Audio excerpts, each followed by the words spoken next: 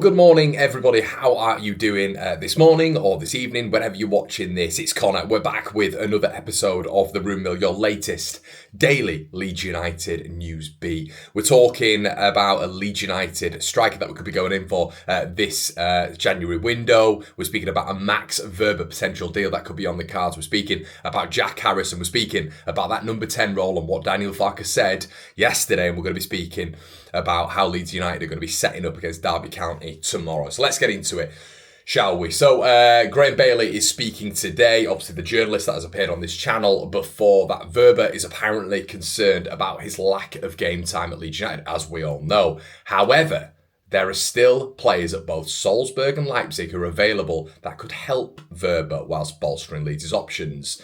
We are told that conversations are continuing, and even if Wober does not leave, we could very well see players arriving at Ellen Road from elsewhere in the Red Bull network. Now, I was thinking about this the other day, and I thought, well, if we are going to deal with Red Bull, would it not make more sense for there to be some sort of exchange there? Surely, especially if Leeds are looking at a 10, maybe a goalkeeper, or a number 9, surely within that network, with all the quality that these guys, this network has at their disposal, which is ever growing when it comes to Red Bull. We know that now with the investment into Paris FC as well. With that global network, surely Leeds can dip into the market, dip the toes into that water, that Red Bull water, and get an exchange deal when it comes to Max Wober. Could that reduce the value? You know, could Leeds actually go back down to Borussia Mönchengladbach levels? And we spoke about this the other day when Mönchengladbach offered 8.3 million, and we're all sitting around again, I hope Leeds don't accept that, and then Leeds rejected it. Were Leeds able to offer, or were they being offered any exchange deal? There was nothing there, really. There was no bonuses with the deal. It very much felt from Kicker reporting in Germany that it was take it or leave it. Now, if Leeds are able to take the money a little bit when it comes to maybe 7 to 8 million, which has been reported today, and then Leeds United are able to extend that arm by getting somebody in as a part exchange, I think that's a really, really good way that Leeds United can look at it.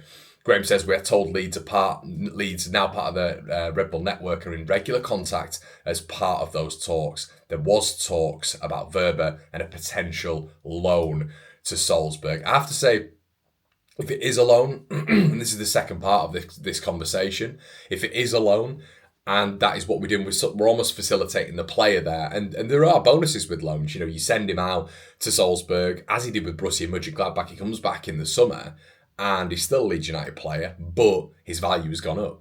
His value's gone up. He's playing really well for them. Maybe he's captaining them like he captained Borussia Mönchengladbach, and then maybe they have the capital to come in and just be like, turn around and say, right, we will give you the full price for him. However, you feel within, because they're part of that Red Bull network, there might be a little bit of a cut fee, or potentially even, as I just mentioned earlier, a very, very making sense exchange deal for both clubs.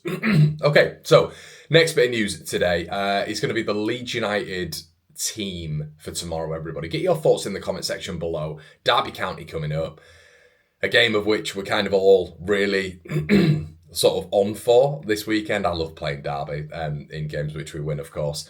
But there's a bit of controversy at the minute around Brendan Aronson. There's a lot on the news beat this morning about Brendan Aronson. It's not just on the articles, it's on Twitter, it's on trends, it's on everything right now. And they're talking about Brendan Aronson potentially being dropped for this one. So what I want to know in the comment section below, everybody, is who would you put there? You know, my opinion, I don't want to just hammer on here about what I think and all this sort of stuff. I want this just to be a little bit more balanced, potentially, and I want you guys to let me know what you would do. You've got the option of Joel Peru in the 10, you've got the option of Willie Gnonto in the 10, Manuel Solomon in the 10, of course. You've even got the option, believe it or not, everybody, if you wanted to do this, of putting Peru in that 10 and starting Bamford up top. And genuinely, it would not surprise me if he did that as almost a message to Matteo Joseph from Farke's side, like, we need you to improve, mate, or this is what's going to start happening. You know, it was around about the January period, obviously, where he brought Bamford in for Joel Peru last season. Definitely one to keep an eye on.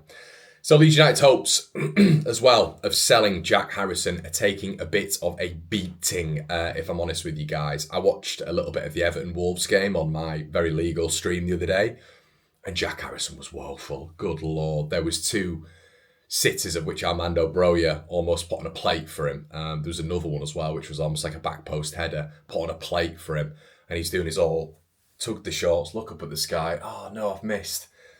but it's just not good enough, and the Everton fans are not happy with it at all. He's not scored or assisted in the Premier League since returning to Everton on loan for the second time. In fact, you have to go all the way back to February for Harrison's last goal, and further back to November 2023, people, for his last assist. And also, what do we know? We know it's almost beyond repair with Leeds supporters, because he was, one of the first off the ship. Everything happened with his mum, which is, bygones can be bygones and all that, but it wasn't exactly the best exit. And between Everton fans right now, there's a lot on YouTube, there's a lot of articles being done about Jack Harrison where it's like, there's absolutely no way that we want him back. And when you look at him leaving with Rasmus Christensen, you do wonder whether or not that had something like that would be a good move for Harrison again. But will a club on the European circuit come in for him? He'll be at a cut value now, but I think that's Harrison's only option right now, because I'm not 100% sure you're going to get championship clubs coming in with that much money for Jack Harrison. So you might have to look at the European circuit. We've seen Rasmus go out to Frankfurt. We've obviously seen Wober go out to Mönchengladbach, and Rasmus is doing so well at Frankfurt right now, and they want to buy him. And they're looking at, obviously, as we know on the circuit right now, it's above 10 million quid. So I do feel that he's going to have to do that.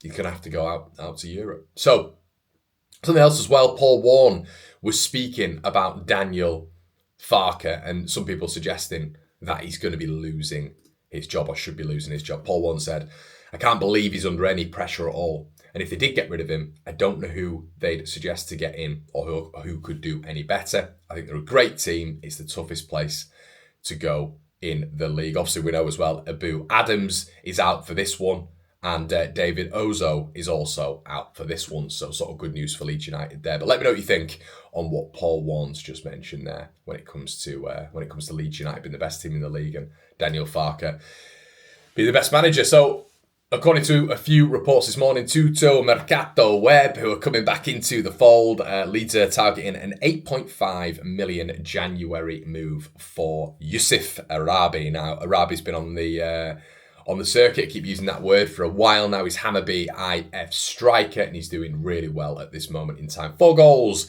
in his last 5. A powerful athlete. He's an absolute monster.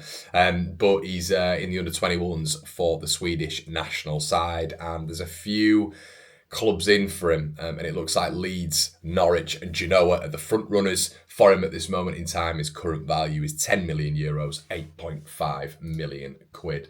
And yesterday, Daniel Farke almost didn't kibosh it as such, but he was asked about a number 10, and it was really interesting, his response. He kind of moved on. He didn't really delve into it too much, and actually summer signings in general, really. Obviously, Brendan Harrison has been occupying that role. Does Farke still see him in that role? It'll be interesting to see, or does he see him as needing a little bit of a rest?